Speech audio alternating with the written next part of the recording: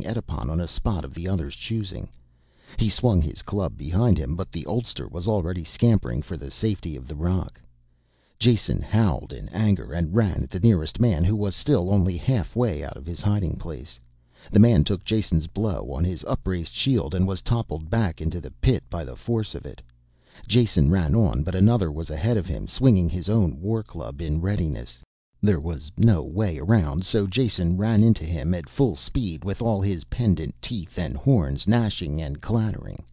The man fell back under the attack, and Jason split his head with his club, and would have done further damage except that the other men arrived at that moment and he had to face them. It was a brief and wicked battle, with Jason giving just a little more than he received. Two of the attackers were down, and a third holding his cracked head when the weight of numbers carried Jason to the ground. He called to his slaves for aid, then cursed them when they only remained seated, while his arms were pinioned with rope and his weapons stripped from his body. One of the victors waved to the slaves, who now stood and docilely marched into the desert. Jason was dragged snarling with rage in the same direction. There was a wide opening in the desert-facing side of the wall, and once through it Jason's anger instantly vanished. Here was one of the caroi that Ijale had told him about. There could be no doubt of it. He could now understand how, to her uneducated eye, there could exist an uncertainty as to whether the thing was an animal or not. The vehicle was a good 10 meters long, shaped roughly like a boat, and bore on the front a large and obviously false animal head, covered with fur and resplendent with rows of carved teeth and glistening crystal eyes. There were hide coverings and not too realistic legs hanging about the thing. Surely not enough camouflage to fool a sophisticated 6-year-old.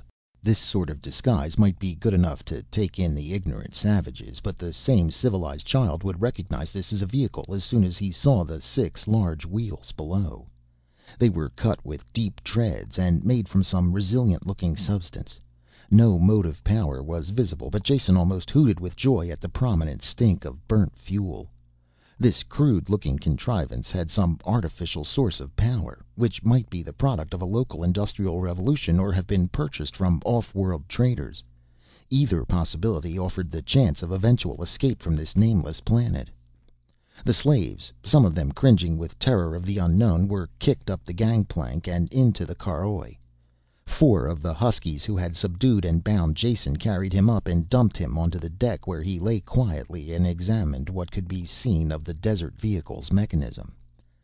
A post projected from the front of the deck, and one of the men fitted what could only have been a tiller handle over the squared top of it. If this monolithic apparatus steered with the front pair of wheels, it must be driven with the rear. So Jason flopped around on the deck until he could look toward the stern. A cabin the width of the deck was situated here, windowless, and with a single inset door fitted with a grand selection of locks and bolts. Any doubt that this was the engine room was displaced by the black metal smokestack that ran up through the cabin roof. "We are leaving!" Edipon screeched, and waved his thin arms in the air. "Bring in the entranceway. Narsisi, stand forward to indicate the way to the caroi. Now, all pray as I go into the shrine to induce the sacred powers to move us toward Putl'ko." He started toward the cabin, then stopped to point to one of the club bearers. "Erebo, you lazy sod, did you remember to fill the water cup of the gods this time? Because they grow thirsty." I filled it, Erebo muttered, chewing on a looted krenoj. Preparations made, Edipon went into the recessed doorway and pulled a concealing curtain over it. There was much clanging and rattling as the locks and bolts were opened, and he let himself inside. Within a few minutes a black cloud of greasy smoke rolled out of the smokestack and was whipped away by the wind. Almost an hour passed before the sacred powers were ready to move, and they announced their willingness to proceed by screaming and blowing their white breath up in the air. 4 of the slaves screamed counterpoint and fainted, while the rest looked as if they would be happier off dead. Jason had had some experience with primitive machines before, so the safety valve on the boiler came as no great surprise. He was also prepared when the vehicle shuddered and began to move slowly out into the desert. From the amount of smoke and the quantity of steam escaping from under the stern, he didn't think the engine was very efficient, but primitive as it was, it moved the caroj and its load of passengers across the sand at a creeping yet steady pace.